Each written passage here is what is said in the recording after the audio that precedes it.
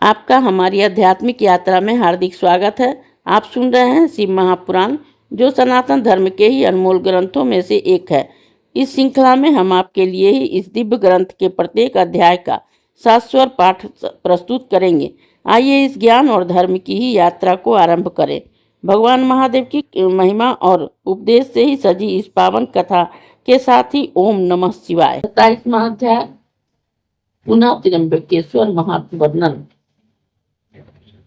ऋषियों ने पूछा कि हे स्वामी, गंगा जी जल रूप होकर वहां कहाँ से निकली और उनका क्या महात्मा है, और जिन दुष्ट आत्माओं ने गौतम मुनि को इतना दुख दिया उसका क्या हुआ, वह सब कथा हमको सुनाइए। सूत जी बोले कि हे ब्रह्मणो, उस समय जब गौतम जी ने प्रार्थना की तो गंगा जी स्वयं ही उस पर्वत पर फूट कर निकली और गूलर की शाखा जैसा उसका प्रथम प्रवाह हुआ, जिसमें सर्वप्रथम गौतम मुनि ने, फिर उसके शिष्यों ने, अन्य मुनियों ने भी वहां आकर प्रसन्नता से स्नान किया।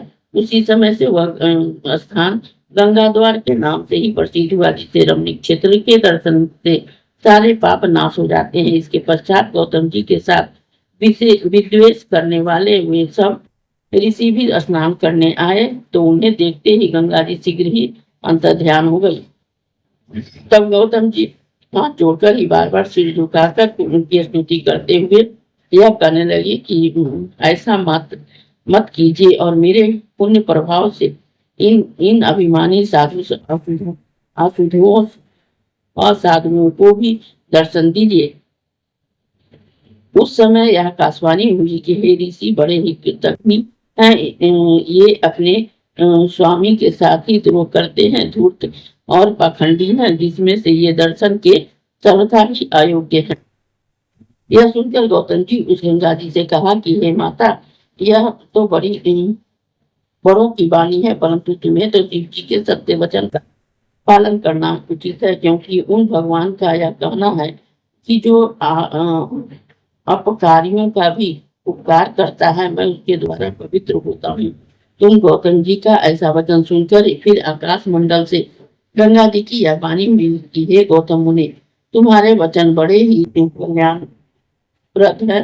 फिर इसके पापों का ही निराकरण तो तभी होगा जब ये ऋषि अपने उन पापों को दूर करने के लिए ही प्रायश्चित करेंगे और उनके लिए ही इन्हें धर्म की वैसी ही व्यवस्था हो दो। जब ये तुम्हारे विशेष अधीन होकर इस पर्वत के 100 बार परिक्रमा करें, तब इन दुष्टों को भी मेरे दर्शन प्राप्त होगा। तब गंगा जी की ऐसी वाणी सुनकर उन ऋषियों ने गौतम जी से क्षमा मांगी और उनकी शरण ली। गौतम जी ने ही उन्हें धर्म की वह व्यवस्था दी। उनकी आज्ञा से उन सब ने ही वैसा ही किया। फिर गौतम मुनि के द्वारा गंगा द्वार के नीचे उनका वह भाग कुशावर्त नाम से ही प्रसिद्ध हुआ और गंगा जी वहां प्रकट हो गई। जो मनुष्य वहां स्नान करता है वह अपने सब पापों से मुक्त हो जाता है और मुक्त पाता है। यह कथा इस प्रकार है कि क्रोधित हुए गौतम मुनि ने उन ऋषियों को शाप दे दिया था, जिससे कि वे शिव पूजन से विरक्त हो गए। तब बहुत प्रयत्न के से उन्होंने ही अपने आश्रम में जाकर अति पवित्र ही शिव जी की शक्ति की और पुनः पंचपुरी में ही जाकर निराश हो वहां निवास किया। पश्चात उनके सब पुत्र भी सब शैव धर्म से ही विहीन हो गए और उसके आगे कलयुग में उसके पौत्रादिक बहुत से मनुष्य दुष्ट होंगे। जिन सबका यह वृत्तांत मैंने कहा है वह सब पहला वृत्तांत भी सुनाया। इस प्रकार यह गौतम की गंगा की उत्पत्ति सब पापों को हरण करने वाली है, श्रेष्ठ महात्मा वाली है। जो मनुष्य त्र्यंबक ज्योतिर्लिंग के इस महात्मा को सुनता है सब पापों से मुक्त हो जाता है, इसमें कोई संदेह नहीं। अब इसके आगे बैजनाथ धाम वाले शिवलिंग के पापनाशक महात्मा को कहता हूँ, आदर से सुनिए। इस अध्याय के श्रवण हेतु आपका हृदय से धन्यवाद।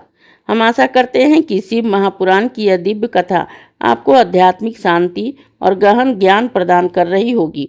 कृपया अगले अध्याय के लिए हमारे साथ जुड़े रहें और अपने सुझाव एवं भावनाएं कमेंट के माध्यम से अवश्य साझा करें। धर्म, भक्ति और ज्ञान की इस पावन यात्रा में आपका साथ हमारे लिए अत्यंत मूल्यवान है। ओम नमः शिवाय। यदि यह प्रस्तुति आपको पसंद आई हो, लाइक करें, कमेंट करें, सब्सक्राइब जरूर करें, बेल आइकॉन दबाना ना भूलें ताकि अगला अध्याय आपसे छूटे नहीं। और इस पावन ज्ञान को ही शेयर करें अपने परिवार और मित्रों तक।